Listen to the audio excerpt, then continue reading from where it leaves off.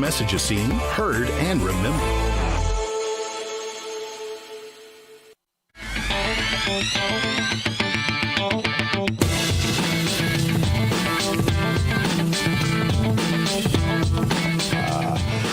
Gotta love Dave Brown at Real America's Voice, executive producer extraordinaire. There she is. See what I said? There she is, because she means business, whatever the heck that is. Stock market. Let's do this. America, check it out. Nice day in the markets. 375 points higher in the Dow. S&P up 64. Nice move up in the NASDAQ, 1% plus, 261. And it all is predicated on that other number, a couple of slots down. Check it out. Oil down $5 a barrel. Actually, $5.19 to be exact. After it was up $4 this morning, early this morning, it was trading $104 at one point this morning. And then we got word, Scott Bessent was on CNBC saying, we're going to take care of things in the Gulf. It started to come down. And then we heard Trump was going to speak. He put out some ideas, and the market is, let's call it, taking a breather, so to speak. So we came from $55 a barrel prior to this conflict, ran it all the way up to $119, came back down, sitting as the lowest price in a couple of days now at $93, $94 a barrel. Be very careful. It's a very skittish energy market. As oil goes up, stocks go down, and as oil goes down like today, stocks go up. Across the board, gold down 45, still holding above 5,000. Crypto had a decent day today. Watch that, and I couldn't figure out why all of a sudden crypto decided to move up. But Bitcoin hit 740 and slip, 74,000 to the Bitcoin.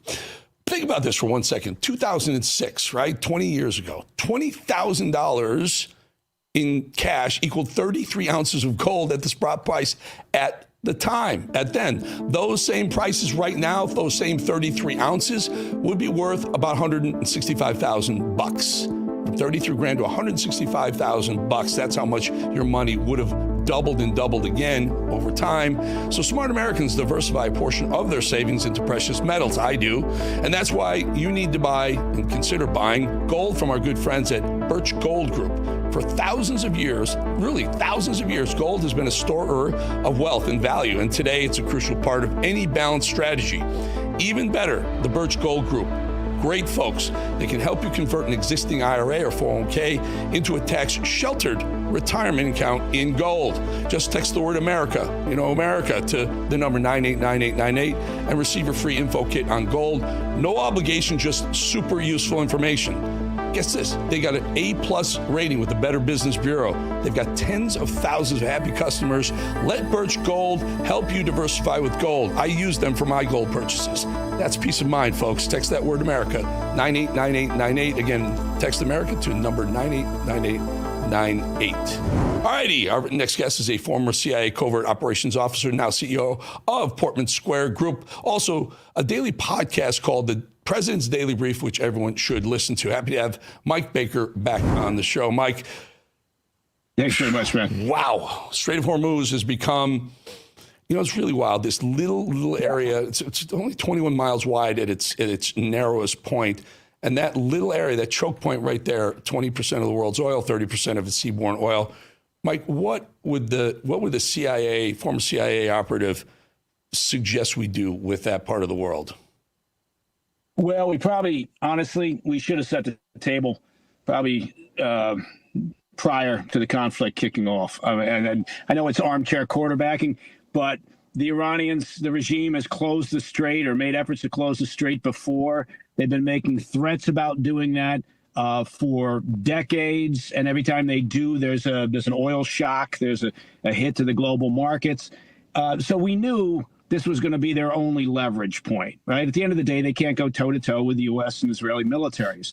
So it was fairly clear to anybody who's been watching this part of the world and the Iranian regime's activities over the past almost 50 years that it was going to eventually end up being an issue about the Strait of Hormuz. It's their only button they can push at this point, and they don't need to close the place, as we've seen, right? Threats and some targeted attacks on commercial vessels, and suddenly the industry, shipping industry, insurance industries, they all kind of grind to a halt and say, no, we can't do this. you know, you make a great point. I keep hearing these ideas. Oh, we're going to get Lloyd's of London to insure some of these tankers going through. No captain worth his salt, so to speak, would bring 300 crew members through that strait and risk their lives, even if they are insured against in the fact they could be blown to smithereens. You know, I don't know if you've seen this, Mike. There's a video put out by the Iranian government of their non-manned, their submersibles that are actually mines, right? And so they don't need to be put into the seabed, you know, on ropes or whatever. They can literally make their way into the seabed. Just that alone is enough of a threat, I would think, to shut this thing down. This whole idea that we're going to escort ships through the oil tankers through the strait, I believe, is a fool's bet. Do you? Well, I think it's their only option, really, short of saying that we're going to go in for a major occupation of Iran, which I don't think anybody is up for. But this idea of convoying commercial vessels under the protection of U.S. Military assets, you know, you think about this and you think, well, what else is there to do? The problem is, again, fine, that could work for a period of time, but how long are you going to do that for? Because as you pointed out, I'll give it to you. I've been on Bannon's show for 7 or 8 days in a row. We put this out. I sent it to Hegseth and Susie Wiles, and they both have it. You put the pressure on Iran. You step up, and I'm against foreign wars, but you really give it to them. You lay into their infrastructure, not just you know, military infrastructure, lay into their roads, their streets, lay into their media facilities, lay into the industries that they need until they relent and say, what's your deal? And the deal is this: we help you rebuild your oil infrastructure, but we own the oil. We get the first crack at the oil at market prices. They're at 3 million barrels a day. They can do 7 or 8. That increase, they've done 7 or 8. That increase goes through us first with our oil. Our oil companies are participating at the market price for that. And you do a deal where they can't back out of it ever. And then you never, here's what you can do then. You can tell Iranians to, so Mike, let me just clarify. I'm not suggesting they give up and surrender. I'm saying we'll take the American boot off your neck, go live your stupid, you know, fanatical Islamic life. We won't get involved because now we have oil security in perpetuity, and we don't need to deal with you anymore. And go knock yourselves out. I mean, it literally is. I sent it to the White House, and they think no one can find a problem with that. Go ahead. Well, I think that I would. You know, playing devil's advocate, because look, I think everything's got to be thrown on the table here at this point. I'm not a fan of the idea of trying to secure militarily the strait because, again, Mike, how long are you going to do that for? I'm being so rude to you right now, my brother. We have Trump speaking from the Oval Office. Okay, no worries, man. My friend, thank you so much for your time, Mike Baker. Will be chaired by the Vice President. The Vice Chairman will be the head of the FTC, Andrew Ferguson, who's with us here as well today. But this is going to launch a whole-of-government approach to rooting out the very serious problem of fraud in federally funded programs around the country. As an example, you know, you've been seeing it and seeing it pretty big in Minnesota, $19 billion. But that's only for one little aspect of the fraud. It's $19 billion, and California, as they say, is 10 times worse, and other states are 10. And this is not a Republican-Democrat thing. This is wherever it's taking place. It seems that it's usually in blue states. If it's in a red state, we're going there too. But it seems that it's heavily, heavily, heavily Democrat. And what they've done is so sad. When you look at the Minnesota scam, a lot of it has to do with Somalia. Nobody's calling out anybody, but a lot of it has to do, but it's Somalia and plenty of others. And I believe the governor is complicit. I believe Ilhan Omar is complicit. I believe that your attorney general is complicit. And if they are, you're going to hopefully find out about it, and you're going to have to do what you have to do.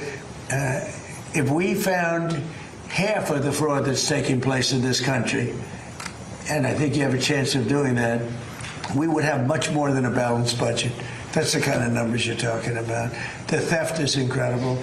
And I think JD will make, and Andrew will make a charge later on that local states should handle nursing homes and all of these things that the federal government shouldn't be involved in. It's too big.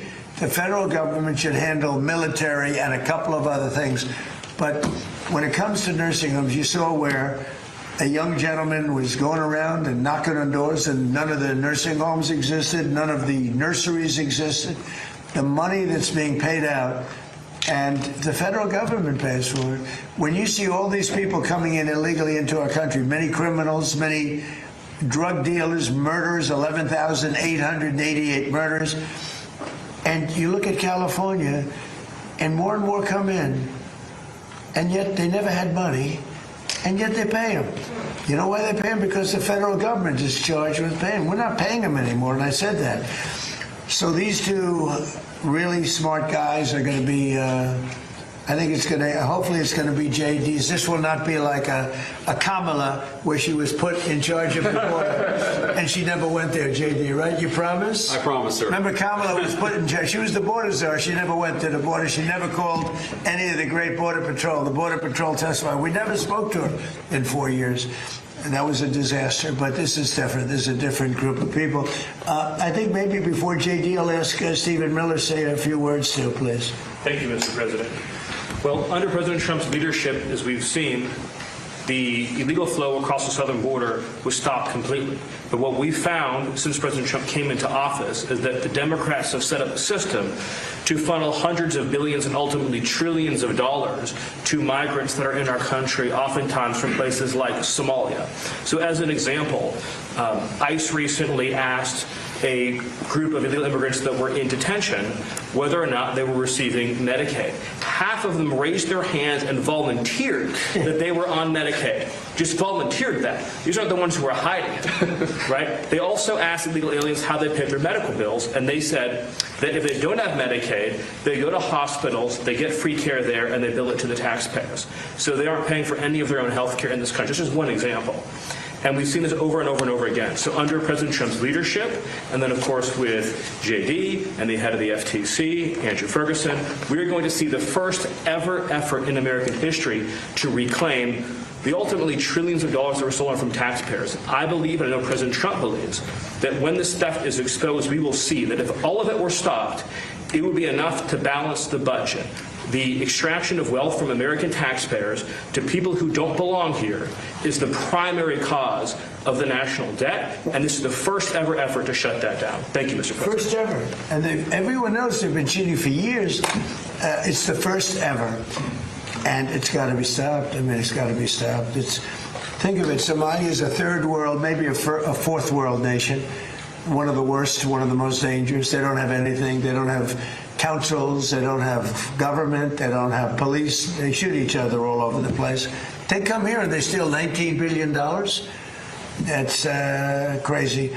And Ilhan Omar, I hope this is part of it, but she married her brother, supposedly. I mean, there's a lot of documentation. That means she's here illegally and she's a congresswoman.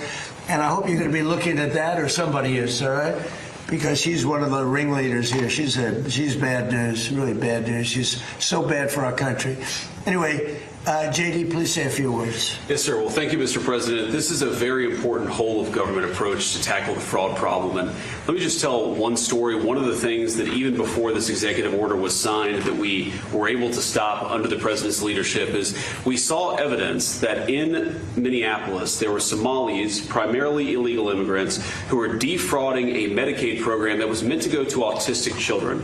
So they were taking children who were supposed to get benefits, and they were claiming that their kids were actually autistic even though they weren't.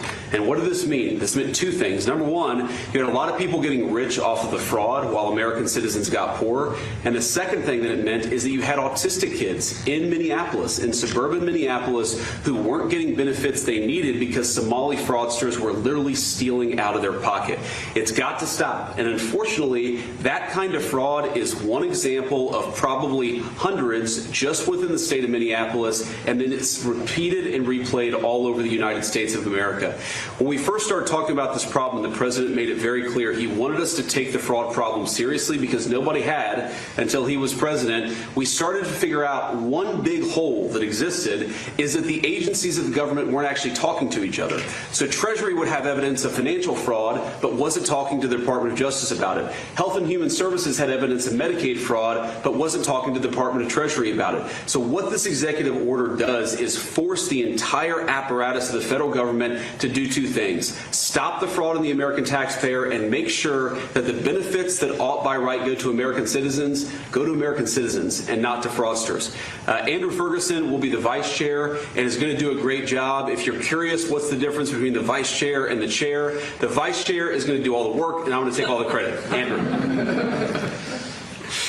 Yeah, look, I mean, millions and millions of Americans pay into these programs every day, and they expect to get something out of it. And this fraud is just siphoning money that millions of Americans pay to fund their hospitals, to fund their daycare centers, into completely fake businesses. It isn't just unfair to all of us as taxpayers who pay for all of this. It's particularly unfair to the Americans who need this the most and watch this money leave their hospital, leave their school system, and go out to fraud. And that is why this effort is so important. And I think we've just begun really looking at this, but I think that one of the things we're going to find is that in a lot of these agencies, the previous administration was pretty lax about existing anti-fraud controls, and we're going to expose that too.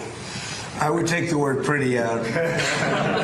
I would change it with unbelievably lax. They weren't.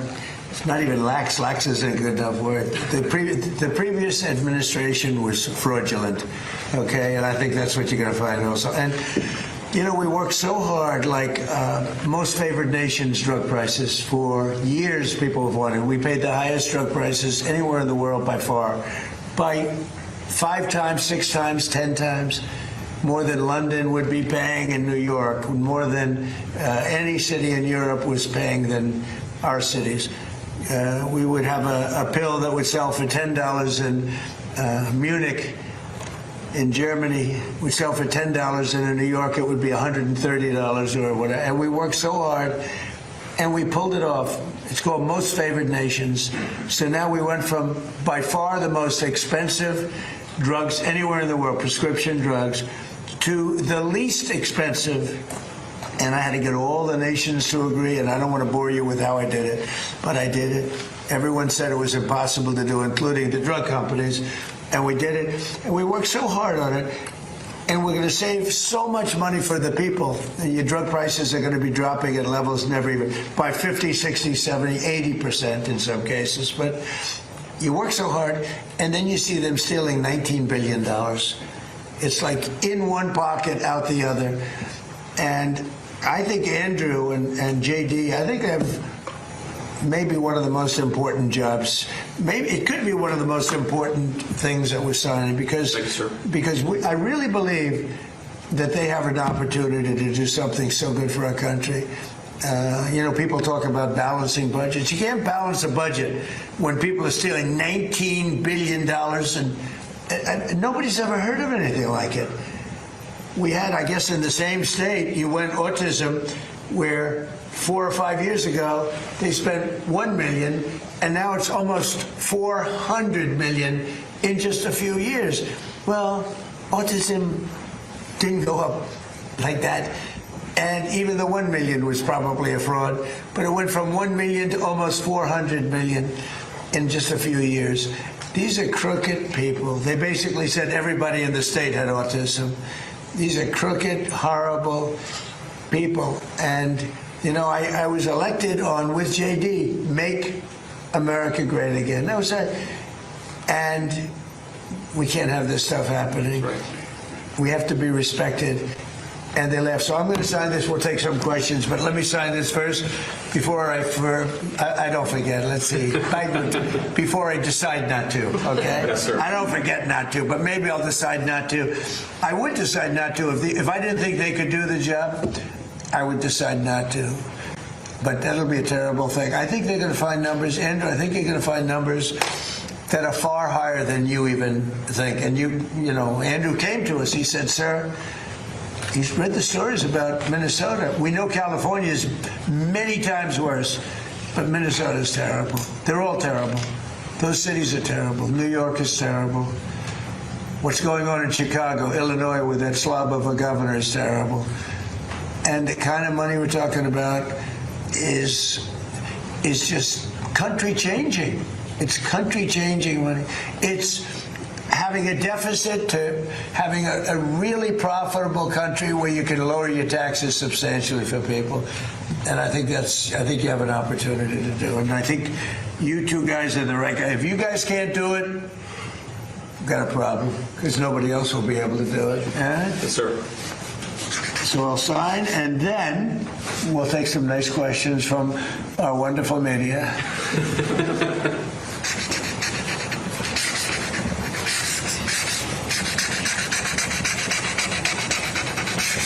Okay. Good one.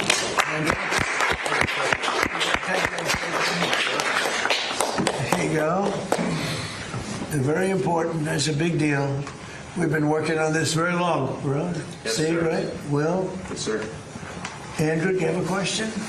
Yes, Mr. President. You said during your State of the Union that this type of fraud, the corruption, is the type of thing that can shred the fabric of a nation.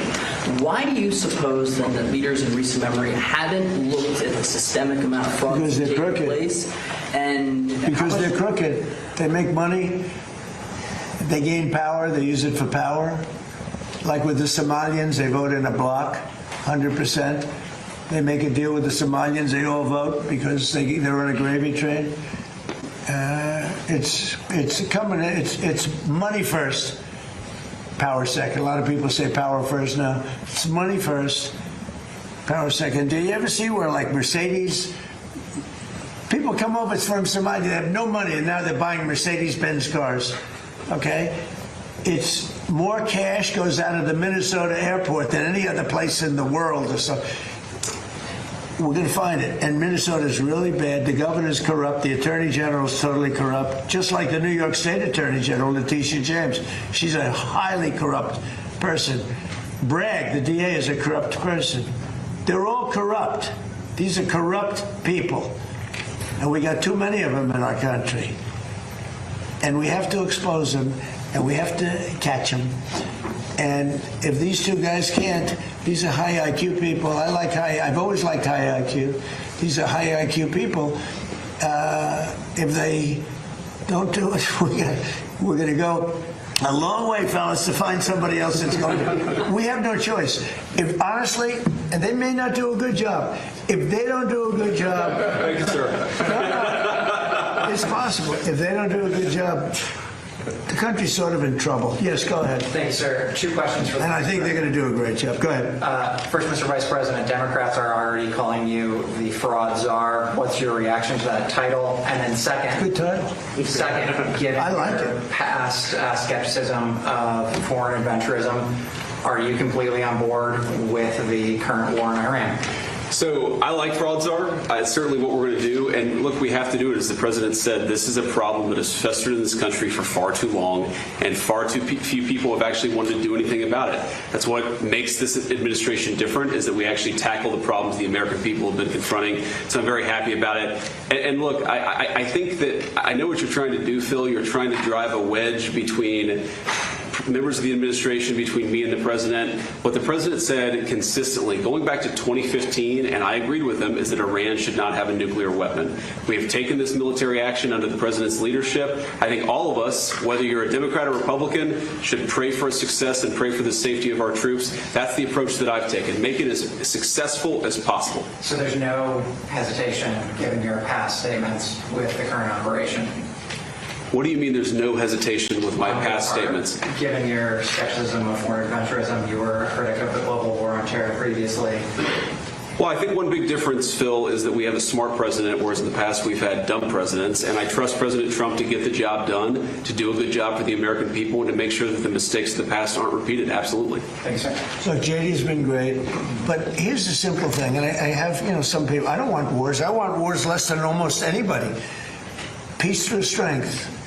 But you know what? I've watched Iran for a long time. I've called them out 20 years ago when I was a civilian that liked watching the world. And they're violent, vicious people. The leadership, violent, vicious people. They killed 32,000 protesters over the last 3 weeks. They put out a memo 2 days ago saying, if you protest, we will shoot you and kill you in the streets. And somebody said, oh, there's not that many protests. Well, first of all, there are bombs going off all over the place. But even if there weren't, who's going to do that? You know, who's going to do it? They don't have any guns, and the other ones have latest in line machine gun, right? And every form of gun you can have. They shoot them right through the middle of the head. They're violent people. If they had a nuclear weapon, they would use it. And sometimes I'll have some of the people that, you know, feel very strongly, like I do about wars. And I say, do you think Iran is violent, and do you think their people are violent? Yes, leadership. Do you think they should have a nuclear weapon, which is massive power? I don't even want to discuss how powerful, because it's depressing. And they said, no, they shouldn't have. Definitely they shouldn't have. They said, and you don't want to fight war? No, we don't want to fight war. So these are naive people that frankly are stupid. If you believe that Iran should have a nuclear weapon, there's something wrong with you, because they would use it within, the only question is within 1 hour if they get it, or 1 day. They will use it, and they will blow up the entire Middle East, not just Israel. They'll start with Israel, but they will blow up. And you got to see that when they unexpectedly started sending missiles to every country within 1,000 miles of them. I mean, they're blowing up countries that were neighbors, not necessarily some friends. They actually were blowing up some friends. They were blowing up the people that handle their accounts. They're sending thousands of missiles into countries that didn't expect to be in the war because they wanted to take over the Middle East. And if I didn't terminate Barack Hussein Obama's horrible Iran nuclear deal, which I did in my first term, one of the dumbest deals, perhaps the dumbest deal because of the danger involved, you would have had them have a nuclear weapon 3 years ago, maybe 4 years ago. They would have used it, blown up the Middle East, and they would have then come after us. And if these gorgeous B-2 bombers, give me that bomber, Andrews. Let me just hug that little sucker. Give me that bomber over there. Thank you. You knew immediately which one.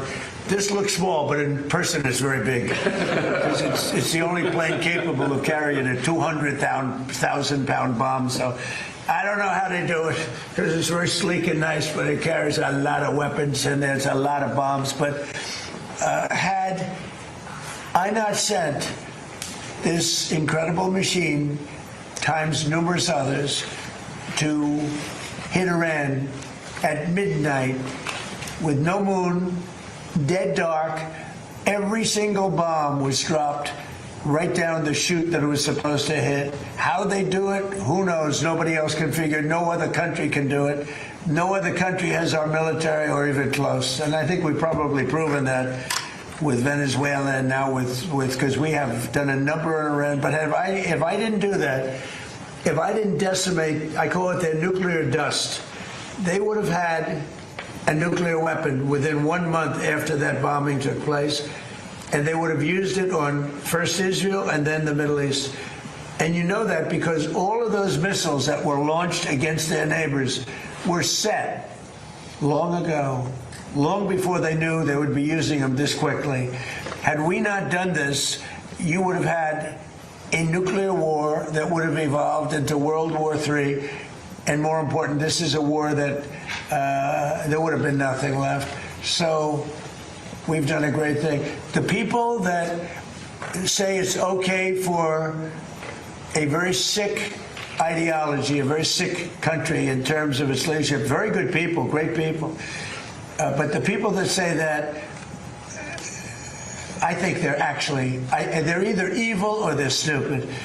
So if you believe that Iran should not have a nuclear weapon, they should not have it, then you have to absolutely love what I've done, because in 2 weeks we have decimated them. They have no Navy, they have no Air Force, they have no anti-aircraft weapons, they have no leadership. The leadership is gone.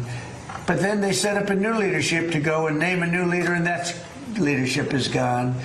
And now they think maybe the sun is gone. They're all gone. My biggest problem is I have no idea who we're talking to because nobody ever heard of any of these people. They're all dead. But we did a job for the world, not a job for us, for the whole world.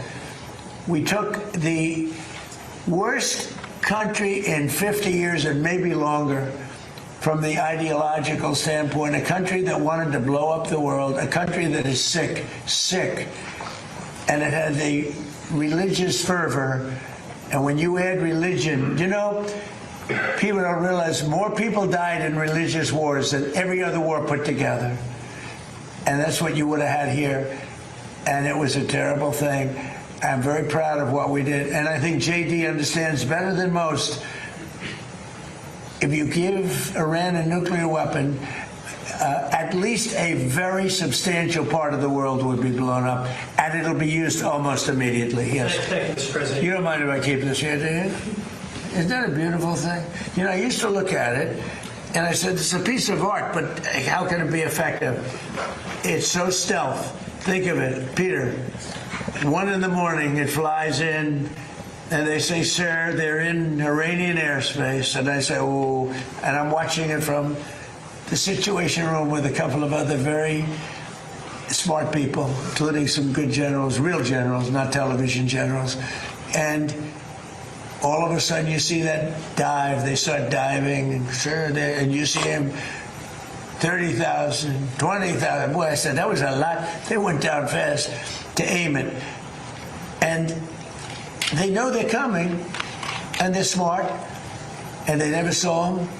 And they're firing a little bit, but they don't know what they're firing at because they can't see a thing. And then you hear the biggest explosions that anybody's ever heard. Those are the biggest bombs. Outside of nuclear, those are the biggest bombs. And you say, what technology we have. What a great country. I built it, largely, I built it during my first term. I built it. I didn't know I'd have to use it this much in my second term. But we had an incompetent president. We had an incompetent administration. And if that group of people in any form, whether it's Kamala, him, it doesn't matter, would have had another 4 years, we would have had no country left. Yeah, please. Thank you, Mr. President. You say you're doing a job for the rest of the world. In your conversations with your counterparts, are they thanking you? What are their conversations like when you talk about this military conflict that's taking place in Iran? Well, they should be thanking me because many of them get 90%. China, as an example, should be thanking us, but I don't expect to thank you, but they should be thanking us. Japan gets 95%, China 91%. Many of the countries, South Korea gets a tremendous percentage of their oil and therefore their energy from the Straits, or as they call it, the Strait. And they should be not only thanking us, they should be helping us. What does surprise me is that they're not eager to help. There are a couple. We'll be announcing some names soon. There are some that really were right up front. I would announce their name now, other than maybe they prefer it not being announced for whatever reason. I will say this. It's a lot easier to get people today than it was 2 weeks ago. 2 weeks ago, before we destroyed before we obliterated the country, before we took out, because they're down to about 8% of their missiles, they're down to a small portion of their drones, and we've demolished many of their factories where they make the missiles and the drones, and the rest are all following. Our military has been amazing. We hit Carg Island, took out every single thing in Carg Island except one thing. We left the pipes, because if we take out the pipes, it takes a long time to build them. And at some point, something is going to happen that's positive with respect to those pipes. But there are some countries that greatly disappointed me. And, I'm the one that got them to pay from 2% to 5% of GDP, NATO. And I get along great with those countries in NATO, but I always said, the problem with NATO is we'll always be there for them, but they'll never be there for us. And when I hear the UK, which was sort of considered the Rolls-Royce of allies, right? Wouldn't you say? They were the oldest, and they were going to be there. And I say it would be really helpful if you'd send over a couple of ships, and if you have some minesweepers, which they do, it'd be very helpful. And the Prime Minister is a nice man, I think he's a very nice guy. He says, well, I'd like to ask my team. I said, you don't have to worry about a team. You don't have a team. You're the prime minister. You can make a decision. Well, I have to speak to my people. I said, you don't have to speak to anybody. So it's very disappointing. And then after we obliterated them and destroyed their military, the whole thing, and it became a much safer zone, he said, we're going to send over 2 aircraft carriers. I said, I don't want them anymore. I don't want them after we win. I want them before we start. I don't need your aircraft carriers after we've already won. So, you know, those things are very disappointing. And you have to remember, we have 45,000 troops in Japan. We have 45,000 troops in South Korea. We have 45,000, 50,000 troops in Germany. We defend all these countries. And then, do you have any minesweepers?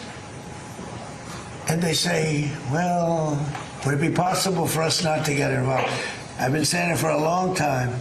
This is the greatest thing to come out of this. We spend trillions and trillions of dollars on NATO to defend other countries. And I always said, but if it ever comes time to defend us, they're not going to be there. Many of them would not be there. And we're going to have to start thinking more wisely in this country. Some have been very good. 1 or 2 have been great. I'll tell you, the great ones are at the right time. But there have been some that were right up there, Peter. They were right up there. They wanted to do it so much. Go ahead, Peter. Thank you. You were talking about Iran a couple times today and what they did after Epic Fury began. You said they hit Qatar, Saudi Arabia, UAE, Bahrain, Kuwait. Nobody expected that. We were shocked. Are you surprised that nobody briefed you ahead of time that might be their retaliation? Nobody, no. The greatest experts, nobody thought they were going to hit. They were, I wouldn't say friendly countries. They were like neutral. They lived with them for years. Peter, they were going to take over the Middle East. They were going to knock out Israel with their nuclear weapon. But after we knocked out their nuclear potential weapon, they started building missiles, thousands and thousands of missiles. And they were going to do it with missiles while they developed. These are sick people. While they developed nuclear, somehow they were going to start at a different site, because that site was, you saw the site, the mountain. They were going to go into a certain area, which we know exactly where it is, and they were going to do that. And it's incredible what we've done. I tell you, the job we've done. Do you know, if I didn't terminate Barack Hussein Obama's Iran nuclear deal, you would right now, well, Israel would be gone, it would be incinerated, and probably the Middle East likewise. And remember, they have all of those missiles. And I heard they were sending missiles to UAE. I said, that's strange. You know, UAE is like the banker for Iran. They're like the banker. Qatar, their neighbors, they got along okay. Saudi Arabia. All of a sudden, Kuwait is getting hit. Bahrain is getting, all these countries are getting hit. There was no expert that would say that was going to happen. It's not a question of like, gee, should you have known? And if we did know, big deal. I mean, we have to do what we have to do. But we hit them so hard like nobody's ever been hit. We hit them very hard. And we've extinguished most of their missiles. We've extinguished most of their drones. We've extinguished most of the places where the missiles and the drones are built. We've fully extinguished 2 layers of leadership and probably a 3rd, if you believe some stories. So we only have one thing, to have a little choke point, and they've used it very well for years, but it doesn't work. But I think this, if some of these countries that we've been good to for years, and maybe more important than that, some of these countries that get 90% and 95% of their energy from Hormuz, the Strait. Hormuz, a famous, wonderful, beautiful place, but you wouldn't want to be necessarily sailing a boat there right now. I would not. Okay, you know why? Not because of them, because of us. Because we've taken out their entire Navy. We've taken out every one of their drones. They call it a drone layer, a mine layer. There's specific boats that are meant to put mines on. How would you like to have a nation that has 22 boats where their sole function, they're very different looking boats. You wouldn't want one for your family. They're not pretty. Their sole function is to lift a mine into the water and drop it a certain number of feet down. But they had 22 of them. We've taken out all of them. But you can probably drop them off on the boats. So we don't even know. By the way, we don't know that any mines have even been dropped. But the thought that they would scares people that have billion-dollar ships. Yeah. Please. Thank you, President Trump. I'd like to ask the Vice President about his plans to go after possible fraud in California and New York. We know, of course, about Minnesota. And President Trump, first, could I ask you, you said earlier today that the new Supreme Leader, Watauga Committee, you don't know if he's dead or alive. There are a couple of interesting reports about him today. There's one report that he just narrowly escaped death in the first airstrikes by stepping out into his garden. There's another report that he may actually be gay despite leading the theocracy that hates gay people. How do you determine what's true, and do you have an assessment of this?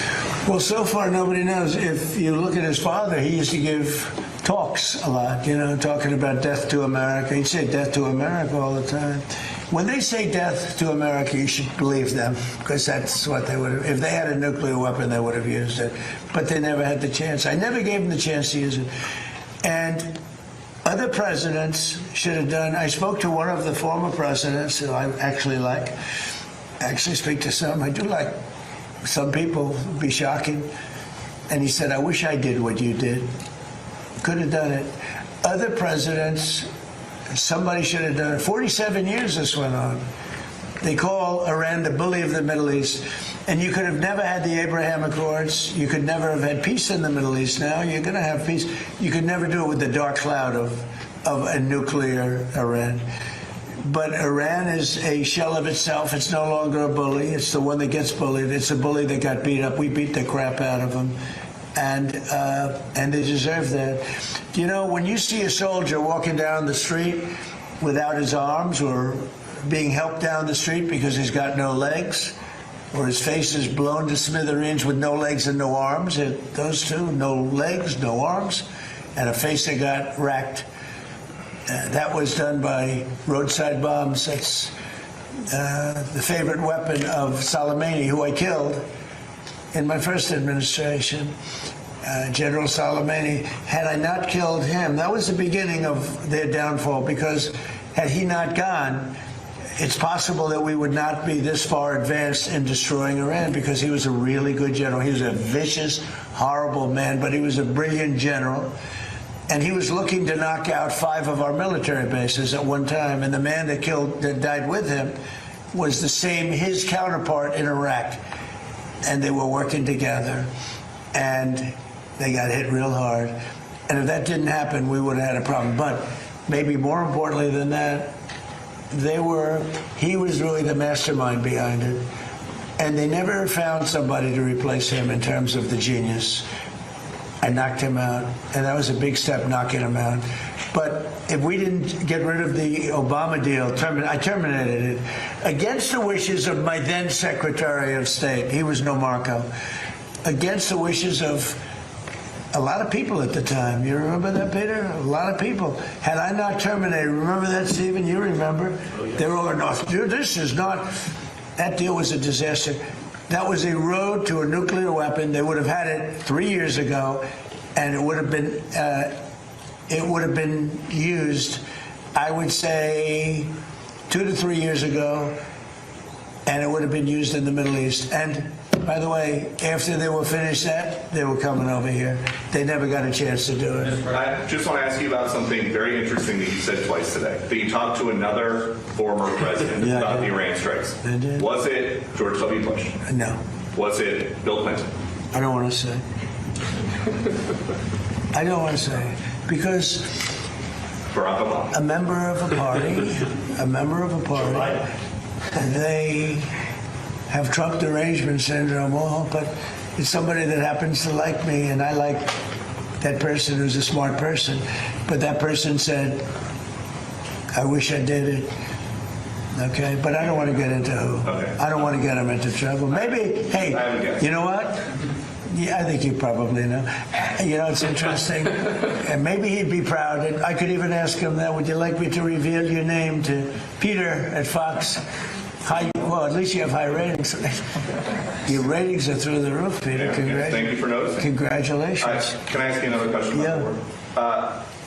If Iran, as you said, totally obliterated, got the missiles, got the first 2 rounds of leadership, Air Force gone, Navy gone, can we wrap this war up this week? Yeah, sure. Good. Will we? I don't think so, but it'll be soon. Won't be long. And we're going to have a much safer world when it's wrapped up.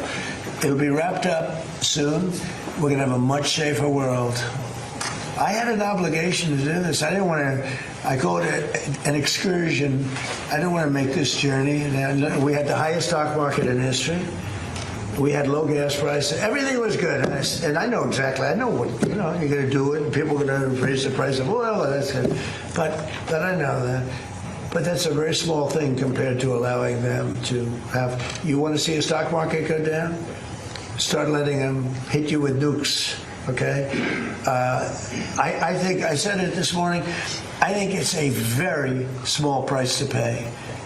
And frankly, I thought it was going to go down much more, if you want to know the truth. I assumed that it was going to go down much more, only because people don't understand to a large, it's a big chess game at a very high level. It's a very high level chess, the highest. And I'm dealing with very smart players. These are smart people. They don't get there. When you deal with some of these people, you're dealing with high level intellect, very high IQ people. These are not Jasmine Crockett and her group. These are smart people. These are really smart people, and violent people, and vicious people, and some very nice people. And some are very nice but violent. They turn violent. But you know what? If I didn't do what I did, we would have been hit. Number one, very important, was the termination of Obama's horrible deal.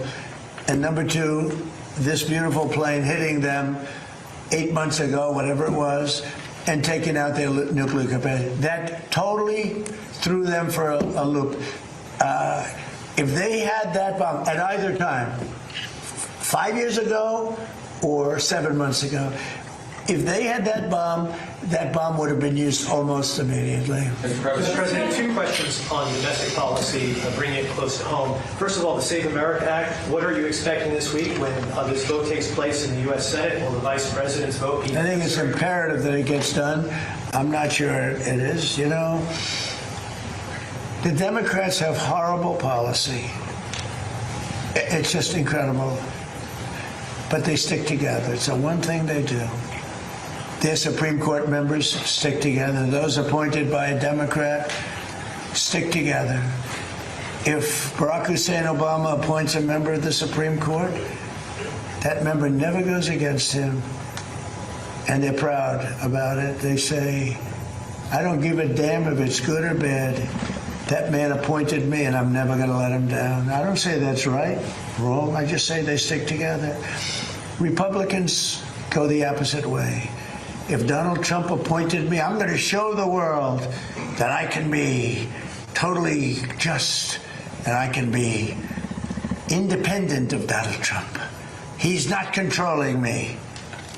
And I don't want to control them. I just want to have smart decisions. They gave us a decision on tariffs the other day that won't change tariffs. I can do it a different way. I always knew I could do it a different way. This was a little quicker, a little easier, a little better.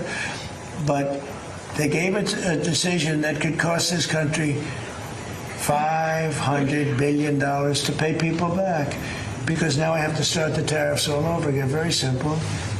And what happens with the money I've already collected? Why didn't they say, starting from now, go the other way? $500 billion, perhaps. It's so sad. But one thing about the Democrats, they stick together like glue. They impeached me twice for absolutely no reason, unanimously. Fortunately, the Republicans stuck together, and it was something. It was pretty wild. But the Democrats have horrible policy, transgender for everybody, open borders, men playing in women's sports. But the one thing they do have is they stick together no matter how bad the policy. It's embarrassing to watch them try to defend it. And in a way I say, as a Republican, in a way I say, thank goodness they have bad policy, because you'd never beat them. We have something in there now, the Save America Act, voter ID with a picture, right? That's a 99% issue. Even among Democrats, Democrats poll at 89% on that.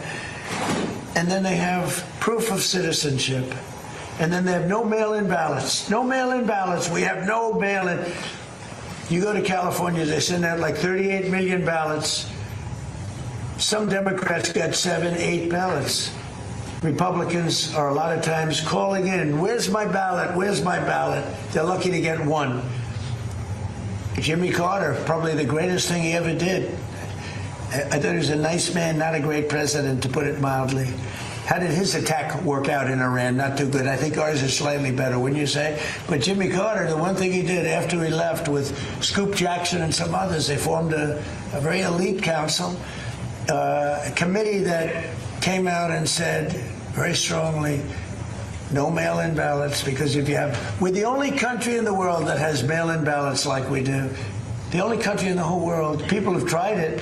France tried it, and they went away. They're now doing paper ballots, watermark paper, which is very hard to cheat. So when you look at what happens with this country, we really have to fix it. That'll be very popular. The other thing we put in there, just as best of, I call it the best of Trump. We have the 3 things I just said, right? But then I added on no men playing in women's sports, and I added in no transgender surgery, the mutilation of our children. We have no mutilation of our children, no transgender.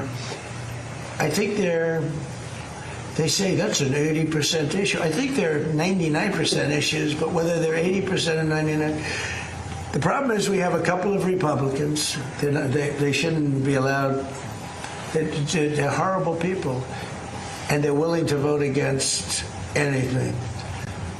And we have all the Democrats will vote against it. So I think it hurts the Democrats to vote against it, because I'm going to instruct all the Republicans to say that so-and-so that they're running against voted against the saving of our children from transgender mutilation, right? That's pretty unpopular. They want men and women's sports. That's pretty unpopular. They want voter ID, but the Democrats don't. Everybody wants voter ID. Everybody wants proof of citizenship. And most people don't want mail-in voting because they know it's a fraud. Touches too many hands. I mean, the postman gets it, this one gets it, that one. So these are all issues that are in the 90s to 100. I would say some are virtually 100%. And the interesting thing is they're that way not only with the Republicans. I'm not talking about leadership. I'm talking about they're that way also, most importantly, with the people. The people of our country want voter ID. The people of our country want proof of citizenship. And that includes 88%, 89% of Democrats. And I think the Republicans, Eric Schmidt, Rick Scott, Tim Scott, I speak to so many of them, they all want it. I hope John Thune can get it across the line. He's trying. I mean, he told me this morning, I spoke to him, he's trying. I think it'll be a very, very bad thing for our country if they don't. We're just asking for basic things. Think of it. You can't have voter ID. Do you know in California, if you ask a person to show their identification, they have the right to put you in jail. If you're an official and you say, "May I please see your identification?" you're subject to going to jail. That's how crazy it's gotten with a low IQ person, because Gavin Newsom has admitted that he has learning disabilities. Honestly, I'm all for people with learning disabilities, but not for my president. I think a president should not have learning disabilities, okay? And I know it's highly controversial to say such a horrible thing. The President of the United States, Gavin Newsom, admitted that he has learning disabilities, dyslexia, everything about him is dumb. But then he looked at the audience and said, but smarter than you or something like that was pretty similar. So now on top of everything else, I call him a racist because it happened to be a black audience. I will tell you this. I think it was the worst interview I've ever seen of any human being in my life. Okay. Anybody else have any questions? Will it be necessary to use even a limited ground force to secure whatever nuclear material remains in Iran as part of that threat? Yeah. And secondly, have you made a decision? You mean to go in and get it? Yes, sir. Why would I tell you a thing like that? And second, you know, I can't stand reporters. Sir, will you attack Carg Island? Will you occupy Carg? They ask me these questions. And I don't want to be mean, but they're stupid questions. If any president answered those questions, they shouldn't be president. And secondly, sir, do you still plan to travel to Beijing at the end of this? I don't know. We're working on that right now. We're speaking to China. I'd love to, but because of the war, I want to be here. I have to be here, I feel. And so we've requested that we delay it a month or so, and I'm looking forward to being with them. We have a very good relationship, but because of the war, there's no tricks to it either. It's not like, oh, gee, I'm waiting. It's very simple. We got a war going on. I think it's important that I be here. You know? So it could be that we delay it a little bit. Not much. Peter? When you say Cuba is next. Cuba. Is Cuba, whatever you do with the military there, it seems like something. Will that look more like Iran or Venezuela? Can't tell you that. I can tell you that they're talking to us. It's a failed nation. They have no money, they have no oil, they have no nothing. They have nice land. They have nice landscape, you know. It's a beautiful island. I think they have great people. You know, I know so many people from Cuba that were treated terribly, and they're over here and they became rich. They're very entrepreneurial people, very smart. I know a lot from Florida, especially. There's so many people. A friend of mine started over with nothing. He's now the largest owner of gas stations in the country and stuff. I mean, Cuban. I also know, I was just with a fantastic person who's Cuban and made a fortune in sugar. You know, Fanjul family, right? And this family wants to go back to Cuba to visit it. They haven't been back in like 50 years or something. They largely come from Cuba. And we'll see what happens. They were asking me about that. They want to go back. Not only Fanjul, a lot of Cubans have said, "Oh boy, would they love to go back." I think Cuba, I don't know, in its own way, if tourism and everything else, it's a beautiful island, great weather. They're not in a hurricane zone, which is nice for a change. You know, they won't be asking us for money for hurricanes every week. But I think Cuba see the end. You know, all my life I've been hearing about the United States and Cuba. When will the United States do it? I do believe I'll be having the honor of taking Cuba. That'd be a good honor. It's a big honor. Taking Cuba. Taking Cuba in some form, yeah. Taking Cuba. I mean, whether I free it, take it, I think I can do anything I want with it. You want to know the truth? They're a very weakened nation right now. They were for a long time. Very violent leaders. Castro was a very violent leader. His brother's a very violent leader. Extremely violent. That's how they governed. They governed with violence. But a lot of people would like to go back. Okay, one more question. A quick question on fraud for Vice President Vance. Mr. Vice President, you announced a couple of weeks ago in the EEOB that the administration would be halting Medicaid payments to Minnesota until the state decided to take pervasive steps to root out fraud. Do you have an update to that specific situation? Do you think that could be a model moving forward for the task force for states that won't cooperate? So I don't have an update there. Dr. Oz is looking to it, trying to work with the authorities in Minnesota to try to figure that situation out. But yeah, I mean, I think there are two obvious tools that we have to stop the fraud that's happening against the American people. One is that when we see evidence of fraud, we stop stop the payments. Pretty simple, right? We know that the American people are being defrauded. Let's try to stop the payments and ensure that whoever's making these payments is actually complying with some basic due diligence and making sure the payments are going to the right place. I think the second tool, of course, is we have, as the President mentioned, is we have law enforcement options. We know that some of this fraud is just bad. Some of it's criminal. We know that people are intentionally trying to defraud the American people. It's not just in Minnesota, it's all across the country. 99% is criminal. Yes, sir. So this is one of the reasons why DOJ is such an important part of this, is because we have to make sure that where we see criminal conduct, we actually prosecute it.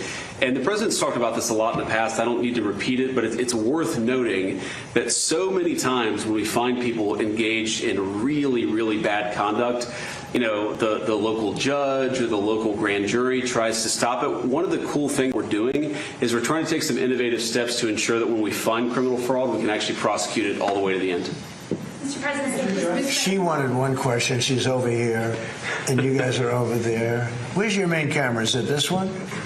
Which one is the main camera? Okay, good. Nice center, good. I thought it was that one. Go ahead. Mr. President, remember with Daily Wire, not CNN. We just wanted to ask about DHS, still not funded, but we reported earlier today that 80% of the primary task force that focuses on investigating terrorism is working without pay. So should that impact decisions? The Democrats aren't paying. The Democrats, we have a deal. They just said we're not going to pay. We're not going to do anything, and it's terrible. The Democrats are terrible. It'd be nice to get along, but for years this has been going on, not just with me. For years it's been going on. Different ideology, but also different tactics. Here we are, we're fighting big battles with a very tough enemy and winning nicely. And we're not allowed to have security in our country. It's crazy. The Democrats don't want to pay. These are bad people. These are not people that love our country, I can tell you that. They're very sick people. Thank you very much, everybody. Thank you. Thank you, sir. Thank you, guys. Thank you, guys. Thank you, press. Thanks for all the questions. Okay. Right from the Oval Office, the President of the United States, 2 press briefings today. Tons of news the President's making about the war, about our allies, etc. Here's what we got to do. We've got a cold open here in the war room. It is Monday, 16 March, in the year of our Lord 2026. We've got a great cold open for you, some great guests, and we're absolutely packed for the next, 1 hour and 55 minutes. Let's go ahead and let it rip in the cold. I'll be back with you in a couple of minutes. Iran is a deeply polarized society. It's not polarized 50-50. I would say it's probably polarized 20-80. I don't think the regime has more than 20% popular support.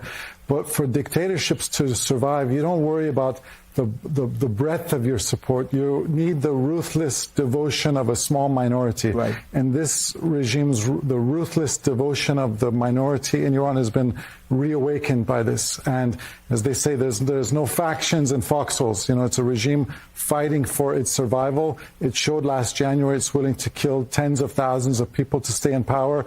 And I think they're going to continue to have their fingers on the trigger for the foreseeable future. Now that you've announced that the U.S. has destroyed all of Iran's mine-laying ships, why can't the U.S. just immediately reopen the Strait of Hormuz? Well, we could, but it takes 2 to tango. We have to get people to take their billion-dollar ship and drive it up. If when Pepe has his big sugar ships coming around and they cost $1 billion. And we say, I think it's okay now, Pepe, take your ship, drive it through the Strait of Hormuz. He may say, let me wait a little while, because it takes ship owners, and these ships are very expensive. They can cost up to $2 billion. So they don't want to take a chance that, gee, I think you'll be okay. They got to know it.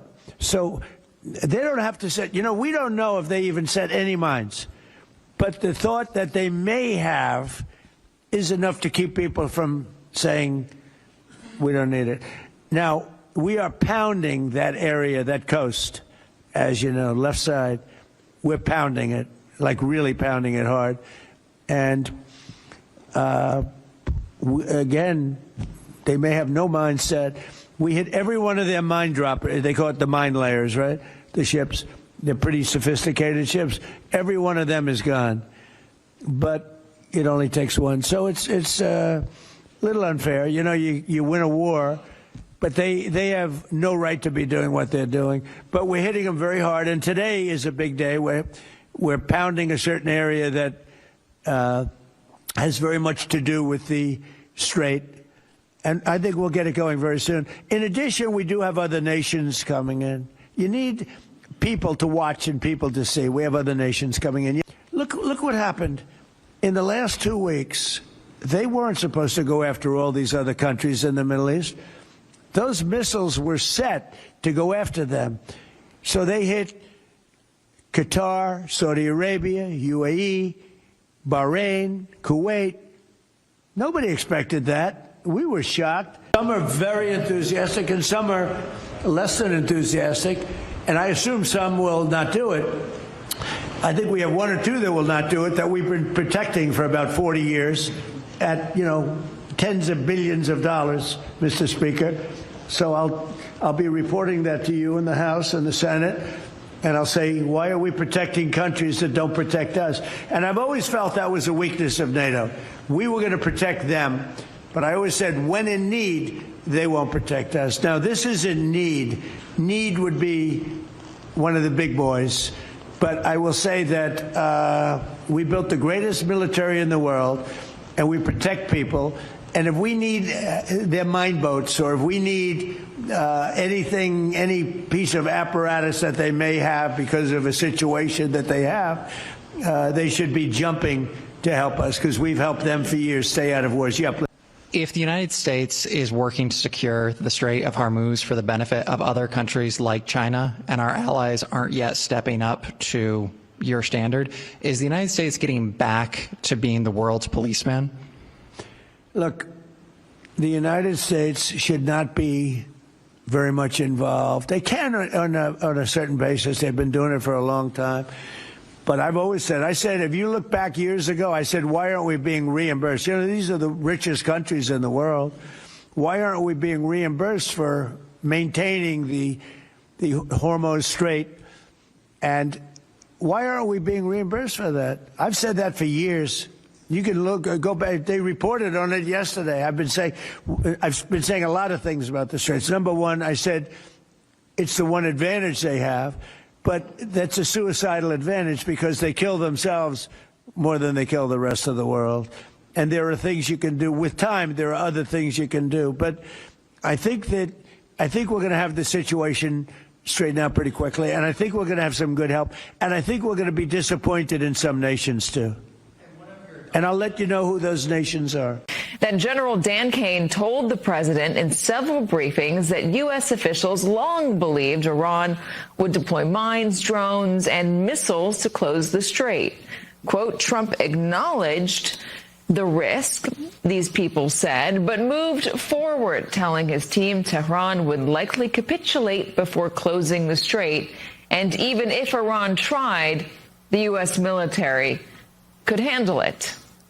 Israel is expected to expand its ground offensive in southern Lebanon to go after Hezbollah. Have you discussed that with Israeli leaders? Yeah. And does the United States support a potential Israeli invasion of Lebanon? Yeah, no, I did. And I know, look, Hezbollah is a problem. It's been a problem for a long time, not just now.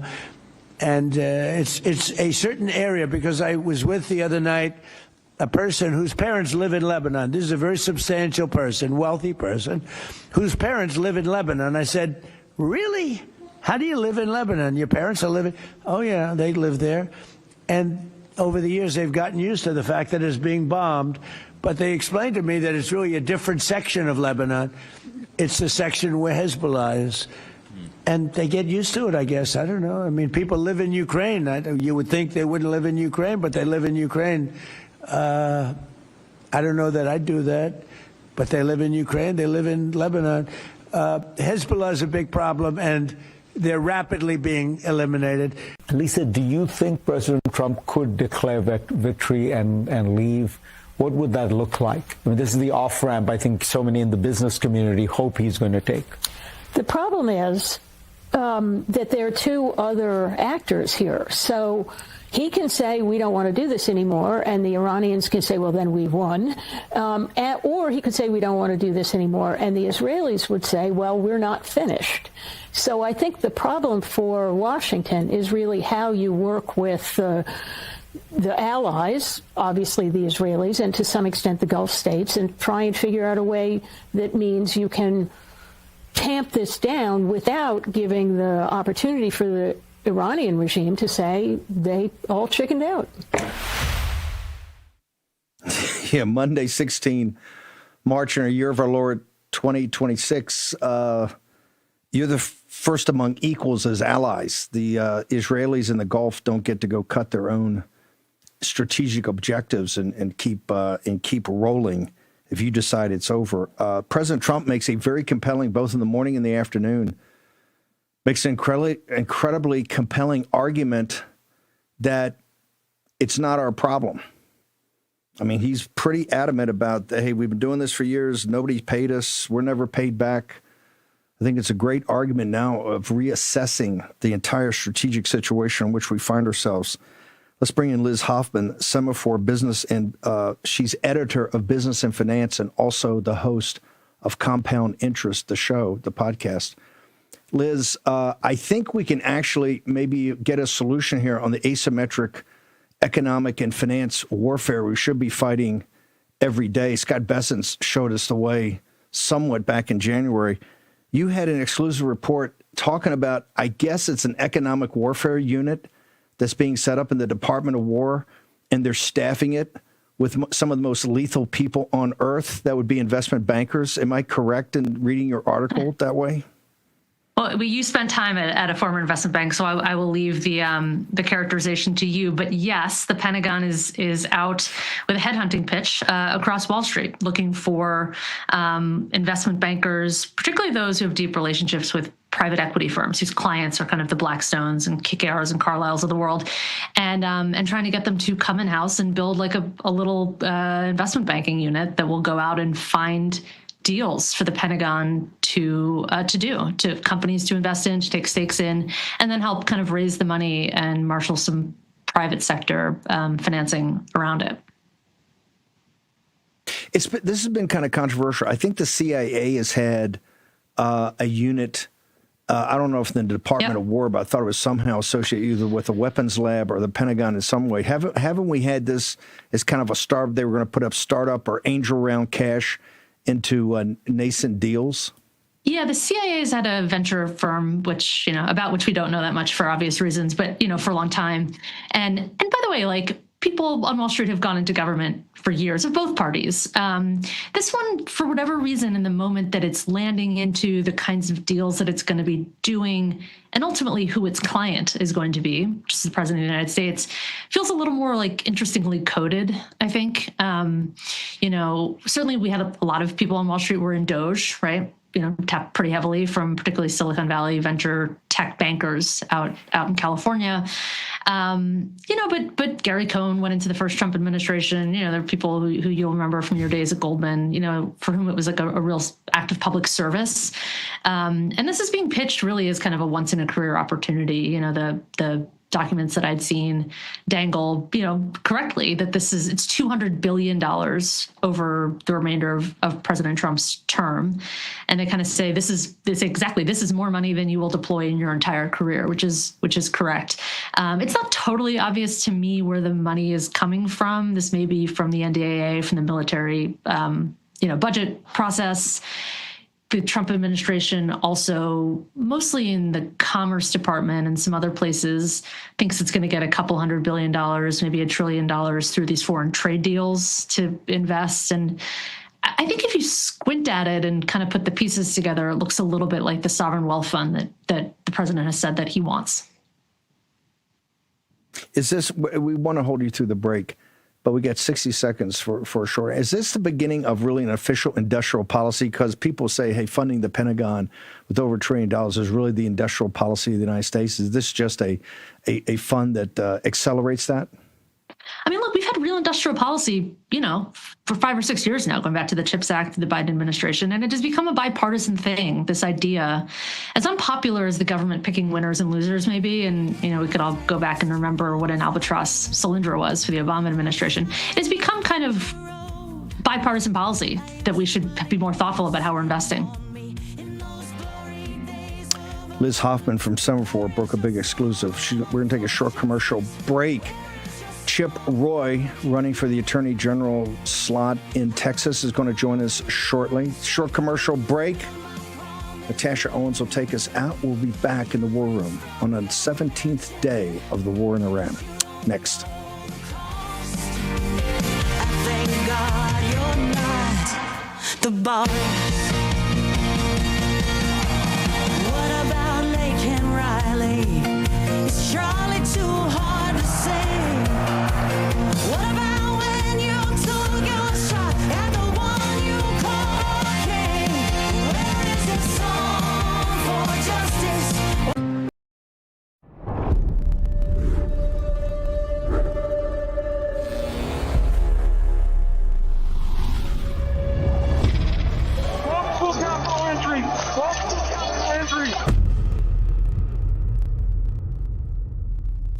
The radical left knows exactly what they're doing. They want to steal the election. We're going to walk down Pennsylvania Avenue, and we're going to the Capitol. They need to take back our country. Events in Washington have taken a violent and tumultuous turn.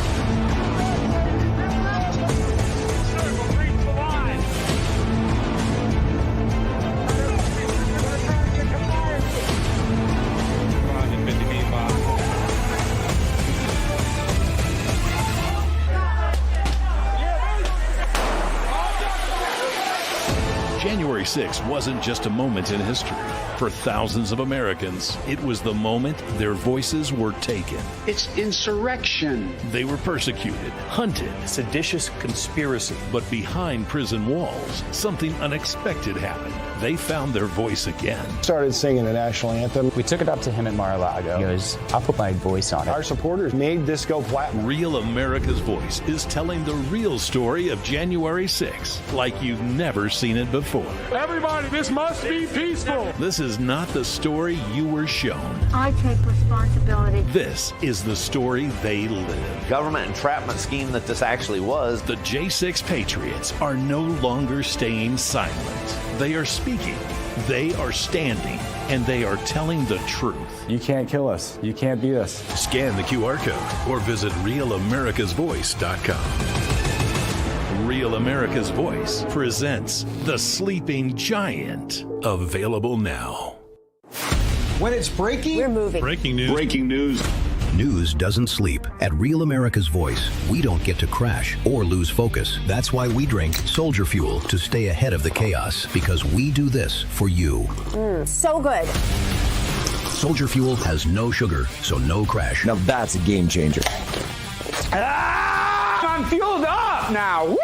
Used by the U.S. military every day. Now available to you. This is huge. Built by Patriots for Patriots. Now it's time for you to do the Soldier Fuel Challenge. Order Soldier Fuel, film yourself cracking one open, and taking the Soldier Fuel Challenge. Upload your video at soldierfuel.com/challenge, and you'll be entered to win a free shipment of Soldier Fuel. That's what I'm talking about. Your video could also be featured on air. Just scan the QR code on your screen or go to soldierfuel.com/challenge to enter. Drink with the Rav Hosts drink, Soldier Fuel. Let's go.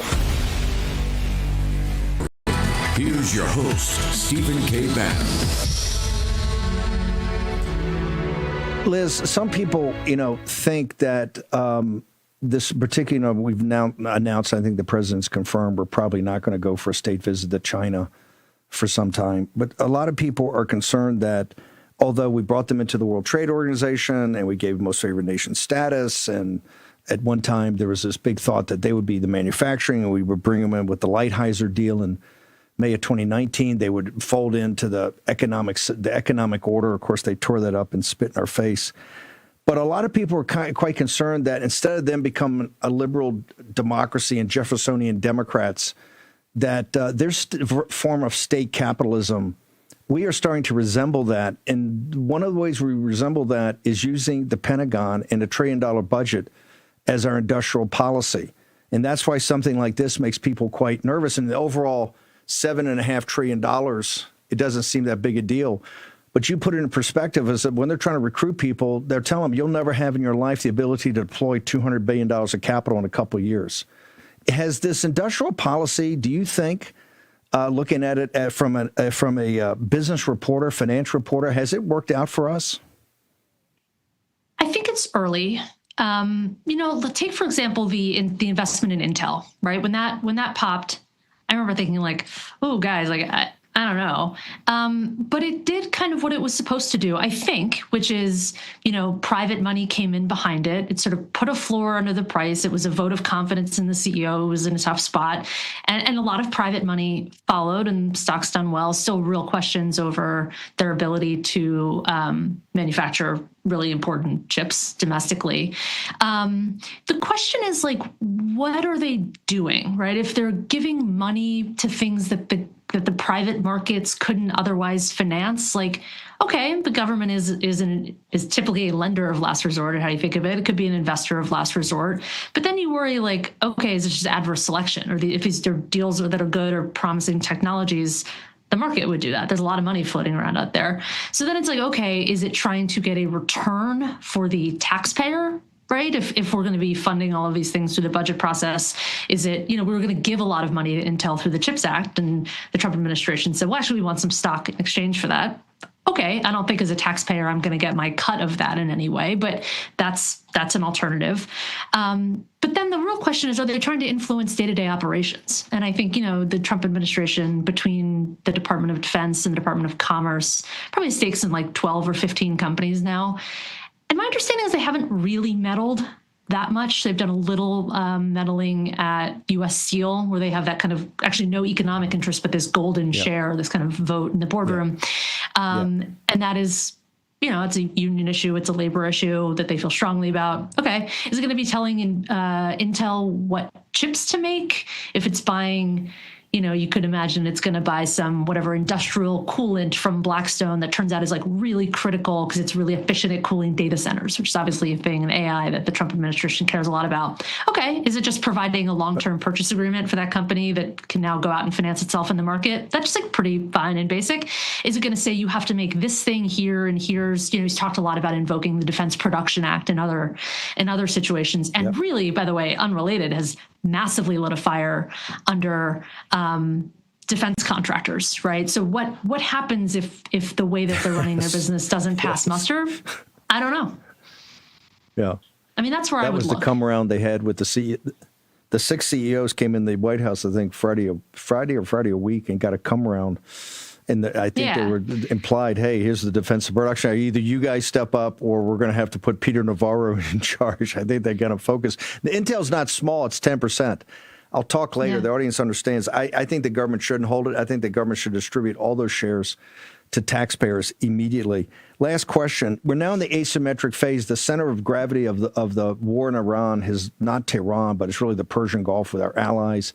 Oil, the Strait of Hormuz was when the Navy is going to be able to keep it open. Our allied Navy is going to help us. But in asymmetric warfare, it's about economics. You got all the cash sitting in Dubai in the banks. You've got cash. They're monetizing the oil through the Chinese. I mean, there's so many things you can do. Do you see this as really a cover to get some of the smartest, best, and the brightest, like the CIA did after World War II, and get them into the Department of War as a economic warfare unit?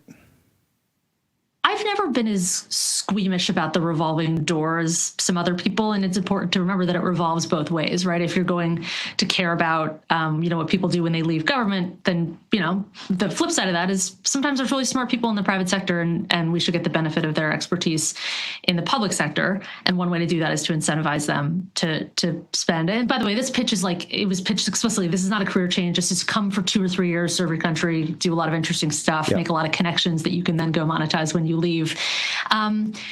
Look, the U.S. government, the U.S. is obviously very good at fighting kinetic wars. We've learned that repeatedly. But it has just the deepest and most liquid capital markets in the world. And, the kind of fracturing of the global order over the last couple of years has balkanized the global economy, but has made the U.S. more central. I mean, the capital markets here are just incredibly, incredibly powerful.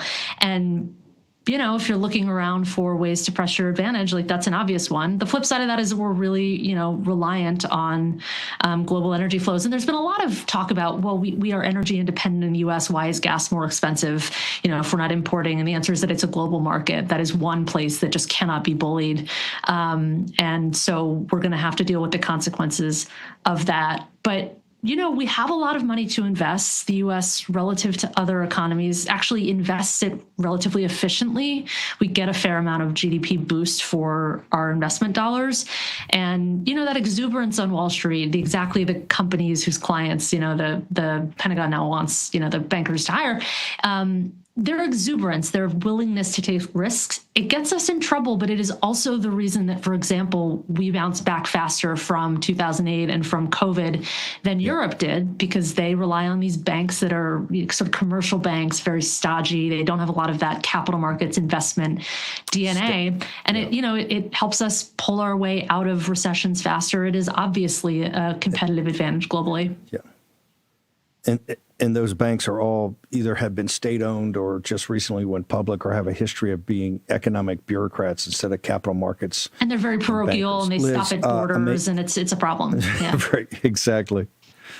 Liz, where do people where do they follow your reporting, social media, and how do they get to Compound Interest? You can sign up for Compound Interest wherever you get your podcasts. Actually, our episode dropping this week is right on this topic. We spoke to the head of the American Dynamism Fund inside Andreessen Horowitz, the sort of America First Defense Investment Fund. It's a super interesting conversation. You should all listen to it. You can sign up for Semaphore Business at semaphore.com. I write a twice a week newsletter, and I'm on Twitter at Liz R. Hoffman. Thank you, ma'am. Great reporting. Thanks, Steve. Folks, load up on that. You got to use your agency. This is quite complicated, not just this war, but what comes after. How do we get to the finish line and what comes after? More on that in the 6 o'clock hour. Joe Allen's going to join me about artificial intelligence. NVIDIA announced, I think, $1 trillion of backlog on high-end chips for the next 2 years. That ought to be a wake-up call to people. And President Trump sitting there today complaining about, he was bringing up the facts, but complaining about AI in this war. Was some of the images coming out of, the phony images coming out of Iraq. Okay, we're about to head into a quite complicated period over this week, maybe hopefully the next couple of weeks in the Senate. One of the quarterbacks of all this, particularly related to the Constitution and customs and traditions of the Hill, is now running in a runoff for the Attorney Generalship of the great state of Texas. Chip Roy joins us. Chip, just take a second. I'm going to hold you through the break, but just take a second. You're very close to Mike Lee. You and Andy Biggs, a handful of you guys are really the strict constitutionalists. This is why you were on rules in the revolt against McCarthy. Where do we stand on this thing? How can you see from the House? How can you see this thing playing out over the next couple of days? Although obviously it's going to be in the Senate, but you guys are either going to get a bill that comes back to you marked up, or a bill that they sign off on your bill, or nothing happens, sir. Well, first of all, partnering with some of my best friends in Washington on this deal. Mike Lee, obviously in the Senate, Cleta Mitchell, who you know well, who appears on this show regularly. We've been partnering to advance the cause of the SAVE Act and then ultimately the Save America Act once we added to it voter ID. Obviously, the president, I think, showing his great political instincts, wanted to try to package it in a more robust version, including the mail-in ballots, which we all support, and the issues involving boys being in girls' bathrooms or playing in girls' sports, and transgender issues. So what you're going to see in the Senate is taking our Save America Act, which we passed, taking it over to the Senate. We passed it in a vehicle that makes it faster. That is, it avoids the motion to proceed cloture vote. It's not technically a motion to proceed when you're talking about a message, but that's nerd speak. Bottom line is, to get on the bill, you can do it with a majority vote, not 60. We designed that in the House. This has all taken a long time to get structured. So you ask what's going to happen. It depends on the fortitude of senators to stay on the bill. So by proceeding to it, moving to this message, we're now going to be debating the topic. That's a good thing. That is a step forward. we're going to have amendments to address the other issues that we want to address: bathrooms, sports, and mail-in ballots and transgender surgeries. So we'll process those amendments with a full tree. That's all, again, nerd speak to say we will move some of those other issues. And then as this unfolds, we've got to keep the heat up. And we've got to keep the heat up on Democrats, but also on the weak Republicans who have been saying they don't support it. We're talking about McConnell, Murkowski, Tillis, wavering, and we're right on that cusp of 50 votes. The American people have to speak out loudly. If we do that, then the trick is to stay on the bill. You don't move off the bill until someone, the leader, puts a motion to proceed to something else on the floor. We should say, don't do that. Stay on that bill. And I'm with my colleagues in the House. We're trying to put pressure in the House to say we're not going to move any other Senate priorities. We're not going to move anything else. Yeah, we'd process DHS funding, but we got to stay on the bill. That's the trick. Yep. Chip, hang on for 1 second. Chip is running to be the Attorney General of the jewel of the crown of the Union, the great state of Texas, next in the world. America, it's time to make some noise. Scan the QR code right now and download the new song, God, Grit, and Guns by the Truth Bombers. Or search for it on iTunes and download it today. In a world filled with chaos and uncertainty, this song is a reminder of something stronger, America's grit, faith, and fortitude. From the label that brought you The Boss, Anthem of the Free, and Somali Waltz, comes the next anthem, God, Grit, and Guns by the Truth Bombers. Scan the QR code and download it now. It's God, grit, and guns. God, grit, and guns. God, grit, and guns. To our enemies, FAFO.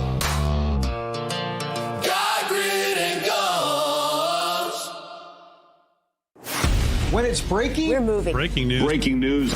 News doesn't sleep. At Real America's Voice, we don't get to crash or lose focus. That's why we drink Soldier Fuel to stay ahead of the chaos, because we do this for you. So good. Soldier Fuel has no sugar, so no crash. Now that's a game changer. Here we go, all of us. Wow, that's good. I'm fueled up now. Used by the U.S. military every day. Now available to you. This is huge. Built by Patriots for Patriots. Now it's time for you to do the Soldier Fuel Challenge. Order Soldier Fuel, film yourself cracking one open, and taking the Soldier Fuel Challenge. Upload your video at soldierfuel.com/challenge, and you'll be entered to win a free shipment of Soldier Fuel. That's what I'm talking about. Your video could also be featured on air. Just scan the QR code on your screen or go to soldierfuel.com/challenge to enter. Drink with the Rav Hosts drink, Soldier Fuel. Let's go. I'm Terry from New Jersey, and I just want to say that I love Real America's Voice. I love you guys. Keep up the good work.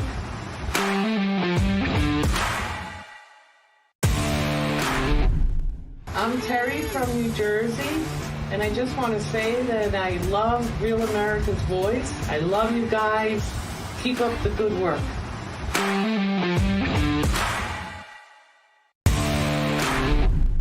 Hey guys, my name is Jeff. I'm from Massachusetts. I love Rav because of the free speech and the political wranglings that go on in the chat every day.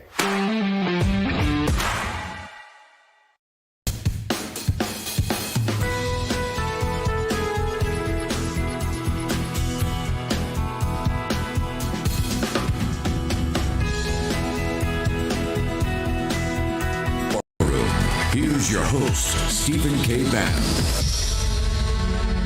We've got good news in Georgia. I'm going to get to in a second on the 2020 election fight in courts. I want to go to Chip Roy, running for the Attorney General in Texas.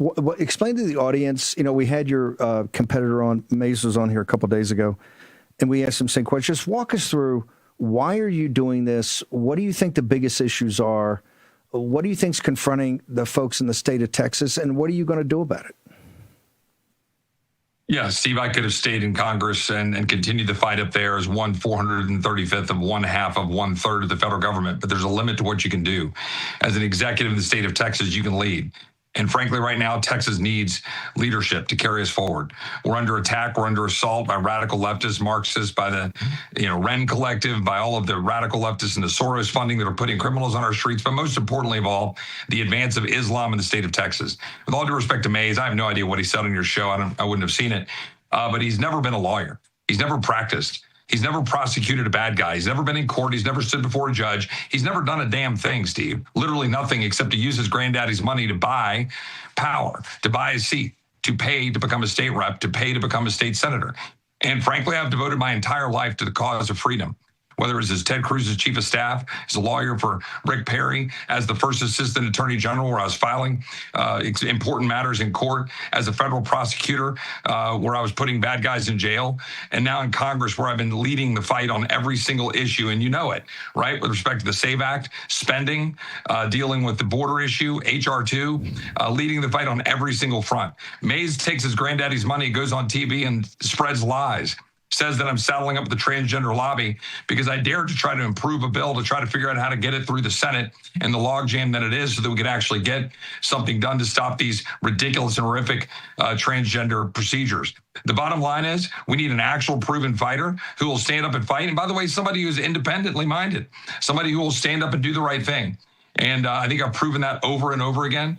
And if we do not win the battle of Islam, if we don't have a smart constitutional lawyer who can stand up and explain how this is a political ideology, that this is not a religion, this is not something that can hide behind the First Amendment.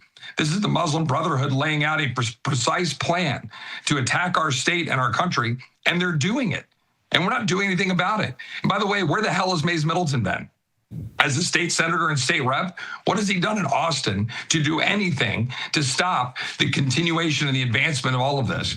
The fact is, I've been throwing my body in front of the train in Washington last year in the big, beautiful bill, trying to stop expansion of the SIV Afghani program, trying to stop the increase of legal immigration while also trying to halt illegal immigration.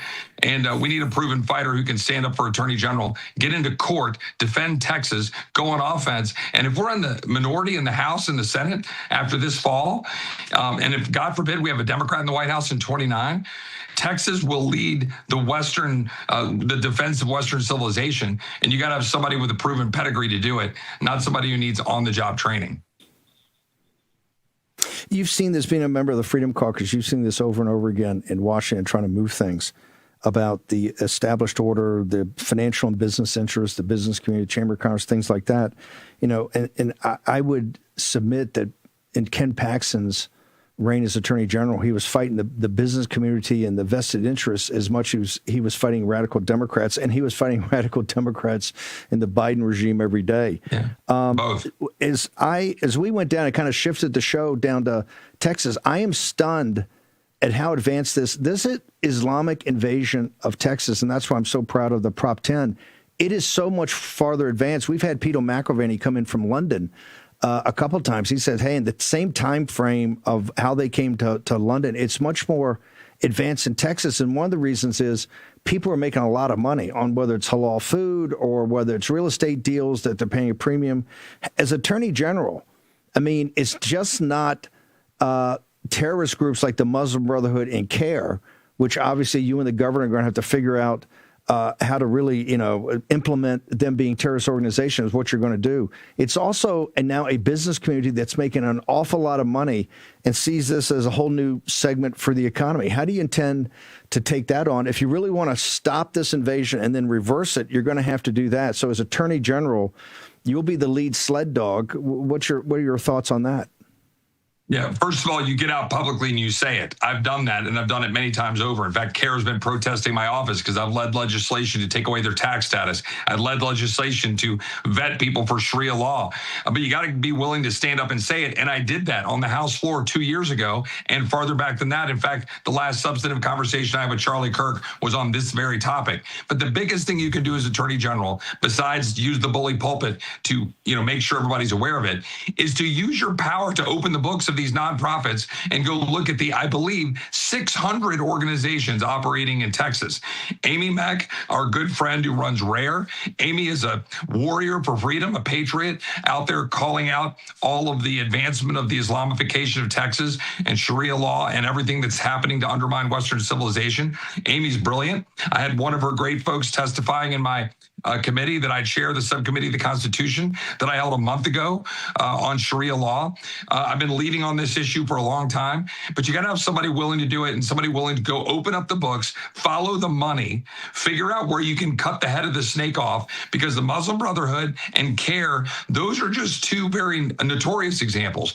There are hundreds of examples of organizations funding this purposeful invasion. In fact, if you go look at the memo from 1991 of the Muslim Brotherhood, they literally talk about how it is basically a quiet jihad, that they're saying that this takeover of North America, of Texas, that is a quiet jihad that they're called to do. They are waging war with our way of life, and we're letting them hide behind the First Amendment. This isn't about your belief system.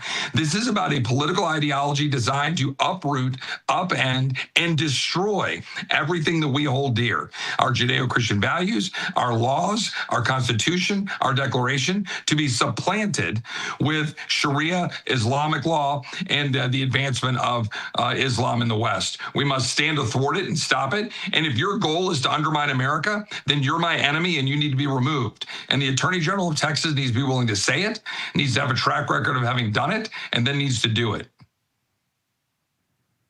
People talk about Epic City, but as we've been up in north of the Dallas-Fort Worth